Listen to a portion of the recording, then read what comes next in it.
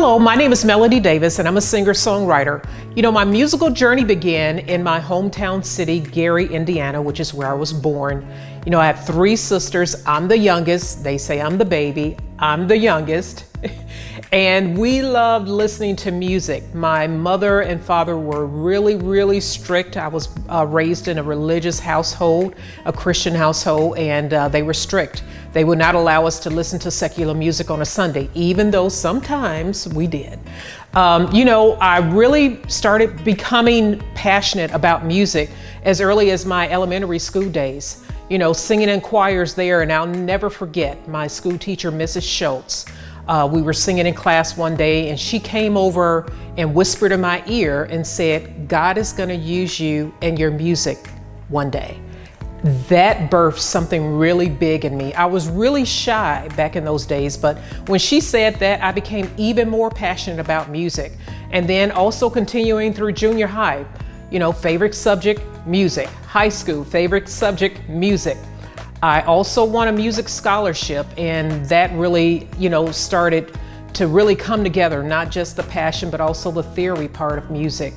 You know, as I said earlier, my mother and father were part of the church. We were raised in church. My father was a deacon. My mother was a Sunday school teacher, and my godfather was the pastor. So we literally spent all day Sunday in church. No regrets. Back then I had a little bit of an attitude because I wanted to do something else. But you know what it did for me? It really made me into the woman I am today. It gave me a closer relationship with God. You know, it formed definitely a love for gospel music, which is my first love and always will be the first love. You know, so I started singing in the choirs, the angelic choir, the youth choir, the adult choir, and then also I was one of the choir directors, you know, and you know, that really formed who I am today and also increased my passion for music. You know, later in my teenage years, my godfather would have different preaching engagements, and we formed a group called the Messengers of Harmony.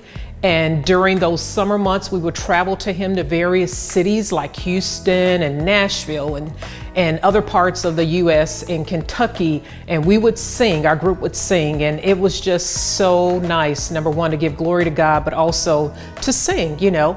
And after that, you know, just really submerged myself in music, but I felt God transitioning me to something bigger. And so probably in the early 20s, you know, I felt this transitioning happening, and there was a local contest in Chicago. We lived in Northwest Indiana, so Chicago, and it was called Miss Christian America. So I read through it, and I'm not really the one that competes and all that, but I just felt this unction to enter this contest. And long story short, I ended up winning the contest. I wrote this play called The Sinner and the Saint, and it was basically, you know, the saint was witnessing to the sinner, and anyway, long story short, I ended up winning the competition, and that really built my confidence even more. Probably early 20s, I started singing on my own and started touring. I started creating gospel albums and touring, and also, you know, it circled back here to Houston, Texas, which is where I'm living now. And, you know, I always fell in love and always felt the unction to give glory to God. So I was touring, singing gospel, and then unfortunately had some life happening events, and I felt another transitioning happening. And so in 2005, I decided to relocate here to Houston, Texas. And when I came here, knew no one, you know, and was really in a state of despair. I was discouraged, you know. I went through a terrible divorce, and I was discouraged. And I really prayed and asked God to take the gift away. You know, I just didn't want it to be painful anymore to sing, you know. My heart was broken. And so fast forward in 2011, I met my now husband, Davis.